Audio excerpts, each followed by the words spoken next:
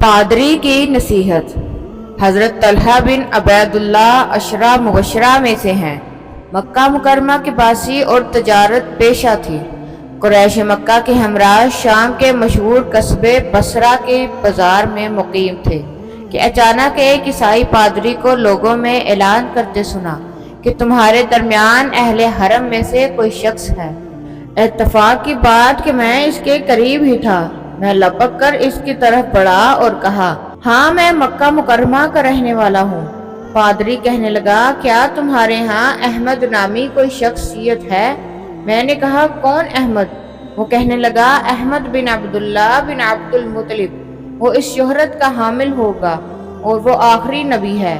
وہ مکے کا رہنے والا ہوگا اور وہاں سے ہجرت کر کے کالے پتھروں کی سرزمین جس میں کھجوروں کے باغات ہو جائیں گے۔ اے نوجوانوں، میں تمہیں نصیحت کرتا ہوں کہ اس کی دعوت کو قبول کرنے میں دوسرے تم پر سبقت نہ لے جائیں۔ طلحہ کہتے ہیں کہ اس پادری کی بات میرے دل میں گھر کر گئی۔ میں اپنے اونٹوں کی طرف گیا اور ان کے اوپر پالان رکھا، ساز و سامان لادا اور واپس وطن کی طرف روانہ ہوا۔ میرے ہمراہ میری قوم کے کافی لوگ تھے۔ ہمارا قافلہ بہت جلد پہنچ گیا۔ میں نے گھر پہنچتے ہی اپنے گھر والوں سے پوچھا، کیا ہمارے سفر کے دوران کوئی خاص واقعہ پیش آیا؟ انہوں نے کہا، ہاں، محمد بن عبداللہ صلی اللہ علیہ وآلہ وسلم نے دعویٰ کیا ہے کہ وہ اللہ کے نبی ہیں، اور ابو قحافہ کے بیٹے ابو بکر صدیق نے ان کی تصدیق بھی کر دی ہے۔ طلحہ رضی اللہ تعالیٰ عنہ فرماتے ہیں، میں ابو بکر صدیق رضی اللہ تعالیٰ عنہ کو خوب جانتا ہوں۔ وہ بڑے نرم خوب، بڑے محبوب اور کریم شخص تھے۔ اعلیٰ اخلاق و کردار کے مالک تاجر تھے، حق و انصاف کے خوگر تھے، اور ہم ان سے بڑی محبت کرتے تھے، ان کی مجلس میں بیٹھا کرتے تھے۔ میں ان کے پاس گیا اور کہا کہ جو باتیں ہم سن رہے ہیں وہ درست ہیں کہ محمد بن عبداللہ صلی اللہ علیہ وآلہ وسلم نے نبوت کا اظہار کیا ہے اور آپ نے ان کی پیروی کی ہے اور ان کو مان لیا ہے۔ حضرت ابو بکر صدیق رضی اللہ تعالی عنہ نے فرمایا، ہاں، تم نے جو سنا ہے وہ درست ہے۔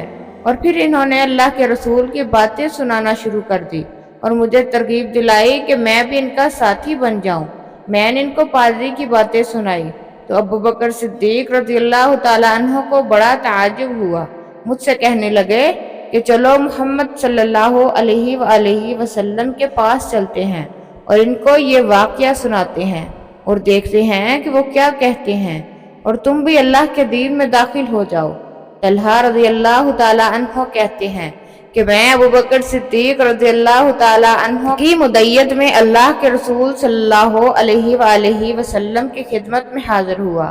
آپ صلی اللہ علیہ وآلہ وسلم نے مجھے قرآن کریم کا کچھ حصہ سنایا اور مجھے دنیا آخرت کی خوشخبری دی۔ اللہ تعالیٰ نے میرے سینے کو اسلام کی دعوت کے لیے کھول دیا۔ میں نے آپ صلی اللہ علیہ وآلہ وسلم کو بصرہ کے پادری کا واقعہ سنایا۔ آپ صلی اللہ علیہ وآلہ وسلم اس سے بہت خوش ہوئے، جس کے اثار آپ کے چہرہ اقدس پر نمایاں تھے۔ پھر میں نے آپ کے دستے حق کے پرست پر کلمہ شہادت پڑھا۔ اس طرح میں ابو بکر صدیق رضی اللہ تعالی عنہ کے ذریعے اسلام لانے والا چوتھا آدمی بن گیا۔ سبحان اللہ۔